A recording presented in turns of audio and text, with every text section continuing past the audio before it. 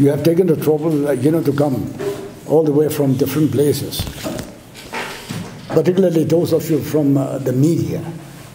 Now, the reason why we have called you to this, press meeting, are only two reasons.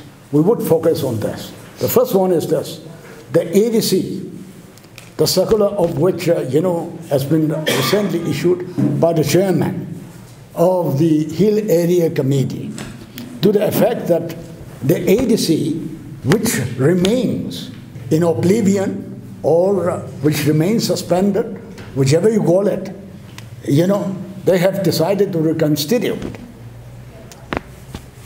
And the recent circular dated 14 October 2024, saying that, since the normal regular ADC cannot be put in place for the time being, the government has, requested the ADC to consider reconstituting the ADC. And the ADC has, taken the decision to the effect that, yes, we will reconstitute the ADC. And the ADC consisting of 20 members, 13 of whom would be selected from the existing ADC members, as well ADC member. And the remaining 5 would be from among those whom they consider intellectual, experts in local area development, whatever criteria that they have laid down.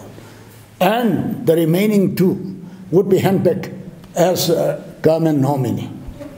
Now, they have also cited in the circular the fact that the High Court has struck down the tenability of the caretaker chairmanship. They say that it has no basis in the law. It has no basis in the Constitution. It has no place in Article 371C, and hence it is ultra-vire to the constitutions, ultra-vire of Constitution. And hence, it has become infructuous, inoperative. Now, consequent upon this, government requested the, Hill Area Committee to consider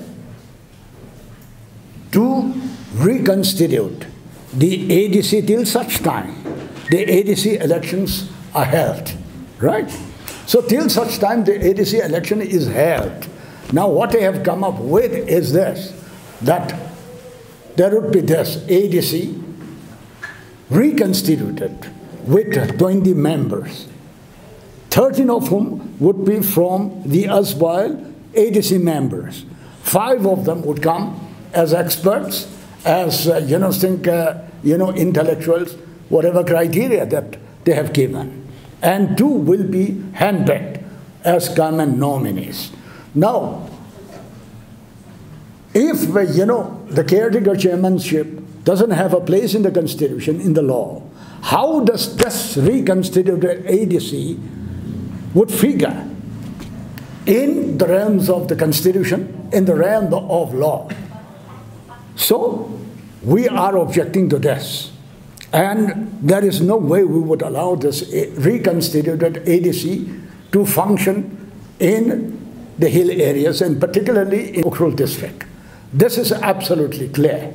We would never allow such a, undemocratic, unconstitutional body to function as a democratic institution.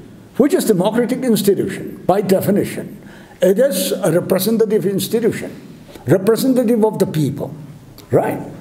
To constitute that institution, it is no way that it can be considered a people's, institution, democratic institution.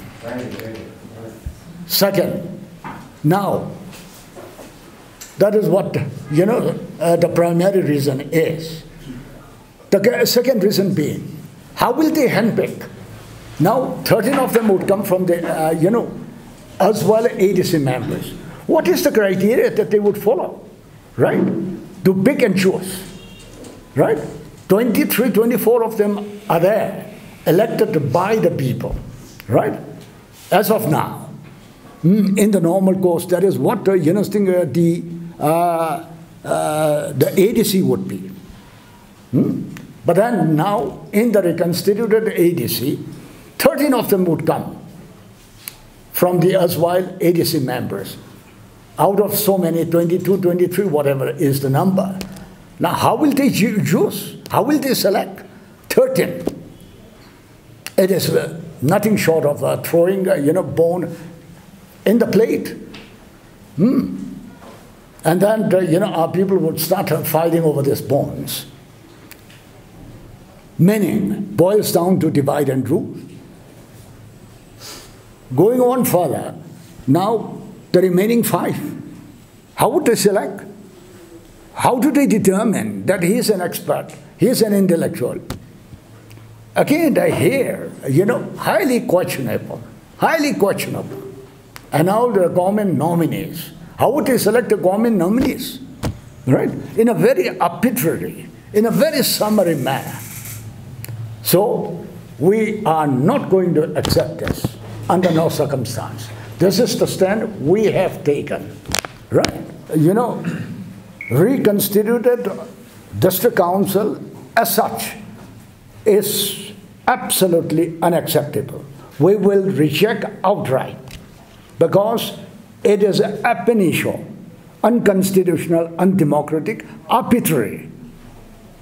That is not what the people's institution, democratic institution, ought to function. Number 1.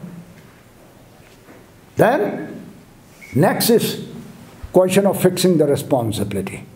Who takes the responsibility? Certainly, it is the one who occupies the chair, who owns.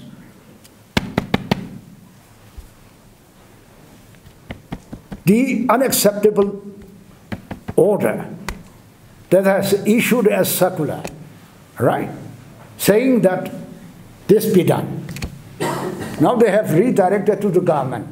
We have accepted, we have, agreed upon this, and so now it is for the government to carry out, execute the decision we have taken. So now we have to take the responsibility. Since this is an undemocratic, unconstitutional decision, the one who issues the circular has to take the responsibility first. So we are saying the chairman of the Hill Area Committee ought to go. He has no place there. He has misled and he has sold out. I would even say the right of the tribals, and to be specific, the right of the Nagas. Third, now Hill Area Committee is not just a one-man show. It is not just the chairman who is there. Along with him, there are members, and we have 3 members on the Hill Area Committee. There is a minister, there are 2 MLAs. Now we have to seek clarification from them. Are they party to this? If they are party to this, well then, we have to take the action as we have taken the action against the chairman, Hill Area Committee. If they say, no, we don't accept this, we don't agree with this, then we would say, straight away issue your clarification and dissociate yourself from this decision. Make your position absolutely clear beyond any shadow of doubt. Enough is enough. Is this border fencing consequent upon scrapping of free movement regime? Right. I have, already apprised the UNC about this. Right. Now in the Tangkhul district as such, per se today, nothing has been done. It's just the beginning that we are beginning to hear that something is, in the offing, right? And it's likely to happen any day, any moment. Even last night, the hetman from the border areas, they called me up saying that, no, these people are coming tomorrow, right? And the DC has been instructed to extend all necessary cooperation. I've talked to the DC also, right? Now the problem, you know, I must mention this. As far as the Kamchong Ukhrul districts are concerned, nothing of the kind is happening as of now, right? But it's happening in Tengnoban, because immediately after Wangli Namli starts the Tengnoban, the Maring area, right? And going down further, you have the More sectors, right? There again, Chandel, which is supposed to, you know, take care of, you know, that area. Again, there are certain points. They go by, you know, Beeler's number, right? Such and such. They have, I don't know, baked and chosen. That is what they have done, apparently. But they have gone ahead, right? And I believe our people, they know it, but they are just sitting mum. They haven't raised their voice. So I've, you know, apprised the UNC that it is your domain. It is within your jurisdiction. We'll follow you, right? But in Tangkhul area, this is not going to happen, right? But then, now they are not resting. They are restless, restive. They're hell-bent on doing this, right? Now, for your information, not very long ago, I would say very recently, you know, the Home Secretary convened a meeting, a high-powered committee meeting, in which, you know, the Chief Secretary, Home Commissioner, and even the Deputy Commissioner, they were called to Delhi, including the DG Assam Rifles and the DG BSF. They were all there. I believe the DG Assam Rifle made the position very clear that, look here, this is something which we have to undertake in collaboration with the civilian population, particularly those of them, you know, residing on the border lines. And he told them that in Tangkhul areas, that is Kamchong and Ukhrul, we are not going to get even one bit of cooperation. They help and on, you know, confronting us. Now, how do we go about? Do we write roughshod?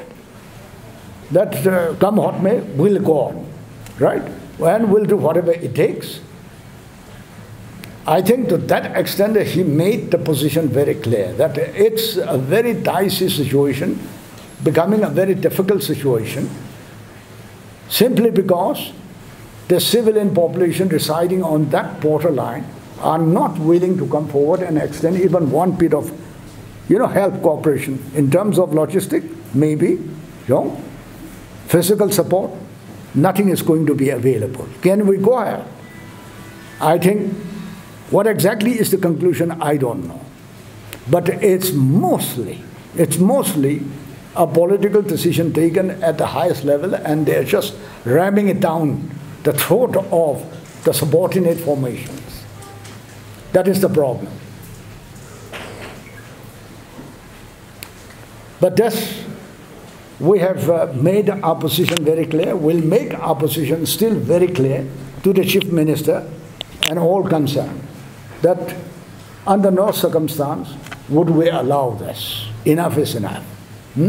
We are not animals that we should be just fenced off and kept, you know, confined in the sanctuary. No, we will not accept that. The minimum in terms of, you know, the basic humanity that they could think of and extend to us is, okay, we have separated your, you know, physical jurisdiction, but we will allow you to maintain your emotional blood relationship. At least this much is what they owe to us. But even that, they are not willing to extend.